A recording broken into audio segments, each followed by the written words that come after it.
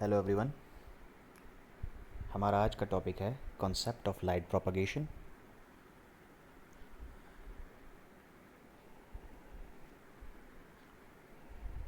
पिछले वीडियो में हम इस चैप्टर के कुछ पार्ट्स पढ़ चुके हैं।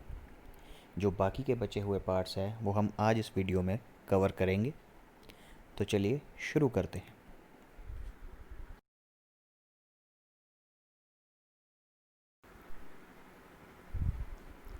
हमारा फर्स्ट टॉपिक है स्नेल्स लॉ।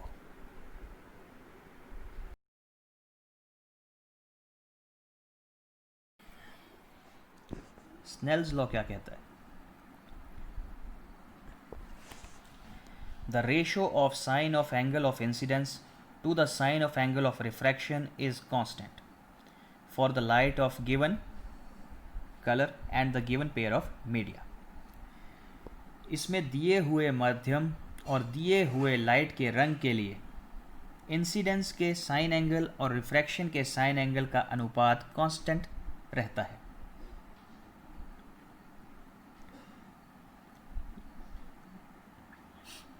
स्नेल्स लॉ का formula mu sine i is equal to mu sine r. यहाँ आई एंगल ऑफ इंसिडेंस है और आर एंगल ऑफ रिफ्रैक्शन है, जैसा कि आप इस डायग्राम में देख रहे हैं।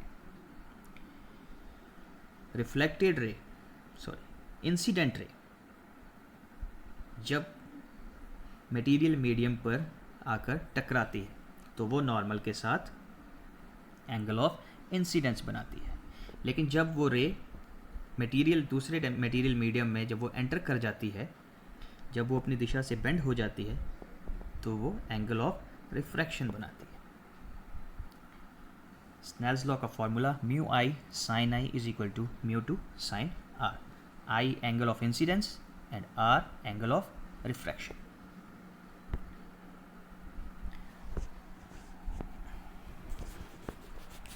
Refractive index of a medium is defined as the ratio of speed of light in vacuum या फिर air to the ratio of speed of light in the medium. It is commonly referred to as refractive index or index of refraction. The value of refractive index depends only upon the nature of the material of the medium and the color of the wavelength of light. Refractive index vacuum में प्रकाश की गति और किसी माध्यम में प्रकाश की गति के अनुपात को रिफ्रैक्टिव इंडेक्स कहा जाता है और इसे रिफ्रैक्टिव इंडेक्स या इंडेक्स ऑफ रिफ्रैक्शन भी कहते हैं।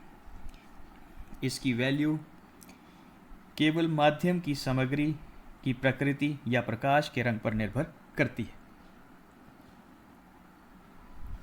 इसका फॉर्मूला है mu is equal to speed of light in vacuum, जिसे हम c से डिनोट करते हैं, और speed of light in medium, जिसे हम v से। म्यू रिफ्रैक्टिव इंडेक्स है, c velocity of light in vacuum यानी प्रकाश की गति वैक्यूम में, और v प्रकाश की गति किसी चीज़ में या किसी मीडियम में या किसी माध्यम में।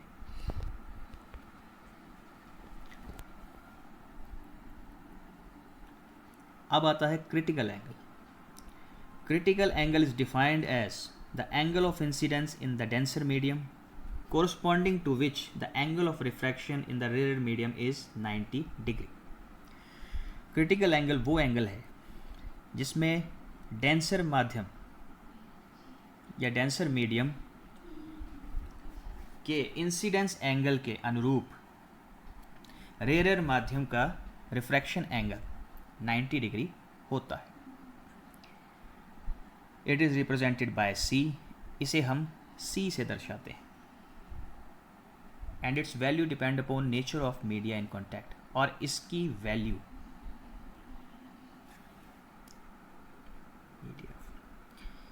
वैल्यू किस प्रकार का मटेरियल साथ जुड़ा हुआ है उस पर डिपेंड करती है या उस पर निर्भर करती है।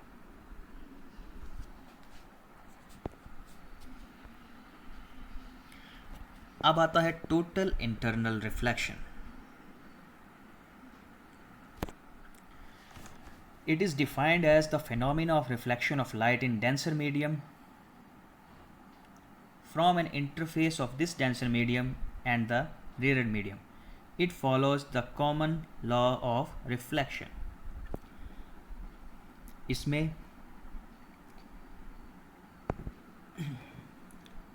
इसे उस फिनोमिना के रूप में परिभाषित किया जाता है जिसमें डेंसर मीडियम से गुजरते हुए प्रकाश की एक किरण डेंसर और रेयर मीडियम के बीच के इंटरफेस से टकराती है और वापस डेंसर मीडियम में रिफ्लेक्ट हो जाती है.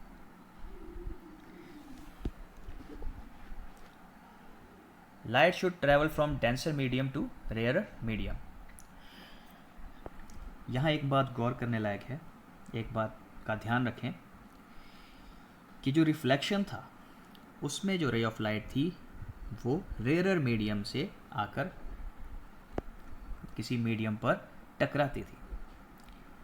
रिफ्रैक्शन में भी ऐसा ही था, रेयर मीडियम से आकर दूसरे मीडियम में रे ऑफ लाइट एंटर करती थी. लेकिन इस टोटल इंटरनल रिफ्लेक्शन में रे ऑफ लाइट जो है वो डेंसर मीडियम से रेयर मीडियम की तरफ जाती है.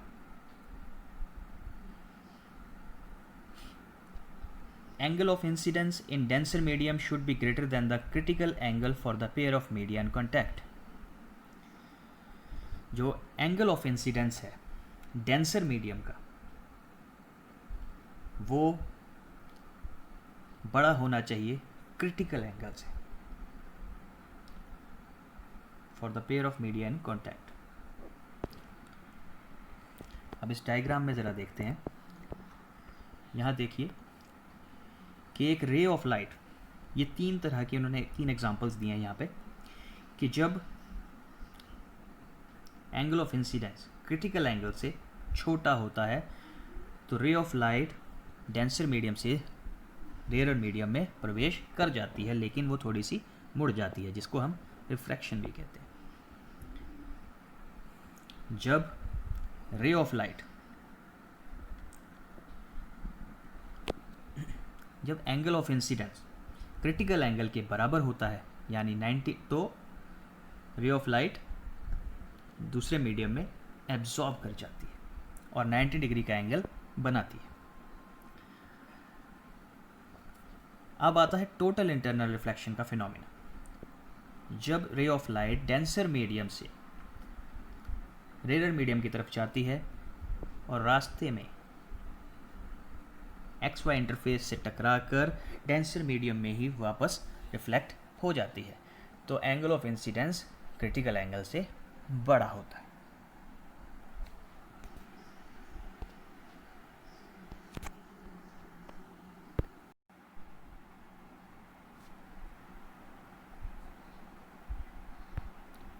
हमारा नेक्स्ट टॉपिक है acceptance angle. Acceptance angle of an optical fiber is defined as maximum incidence angle of light ray which can be used for injecting light into fiber core or waveguide. The acceptance angle is the maximum angle made by light ray with the fiber axis so that light can propagate through the fiber. Acceptance angle से हमारा अभिप्राय उस अधिकतम incidence angle से है जिसका उपयोग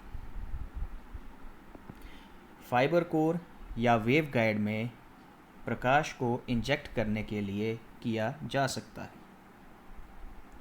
the acceptance angle is the maximum angle. Acceptance angle वो सबसे बड़ा एंगल या सबसे अधिकतम एंगल है जिसे लाइट रे फाइबर एक्सिस के साथ बनाती है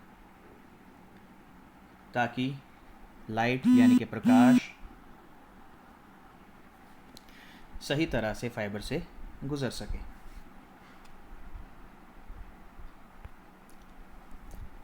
अब आता है acceptance cone. Acceptance cone in fibre optics is defined as the cone with in which the light incident at acceptance angle और less than acceptance angle and then the light propagate through the fibre after total internal reflection. Acceptance cone से अभिप्राय उस अधिकतम कोण से है जिसमें प्रकाश की किरण एक्सेप्टेंस एंगल या उससे कम पर टकराती है, और फिर प्रकाश टोटल इंटरनल रिफ्लेक्शन, जिसे कुल आंतरिक प्रतिबिंब भी कहते हैं, के बाद फाइबर के माध्यम से फैलता है या फाइबर से गुजरता है। अब आता है numerical aperture. Numerical aperture, it is the light gathering capacity or ability of an optical fiber. More the numerical aperture, more efficient is the fiber. It is also known as figure of merit. Numerical aperture is related to acceptance angle 2 alpha. Optical fibre की प्रकाश एकत्रित करने की क्षमता को numerical aperture कहा जाता है। जितना अधिक न्यूमेरिकल अपर्चर होगा उतनी ही कुशल ऑप्टिकल फाइबर भी होगी। इसे योग्यता के आंकड़े के रूप में भी जाना जाता है। न्यूमेरिकल अपर्चर का formula Na is equal to sine alpha is equal to √n1 square minus n2 square. Full acceptance angle is equal to 2 alpha.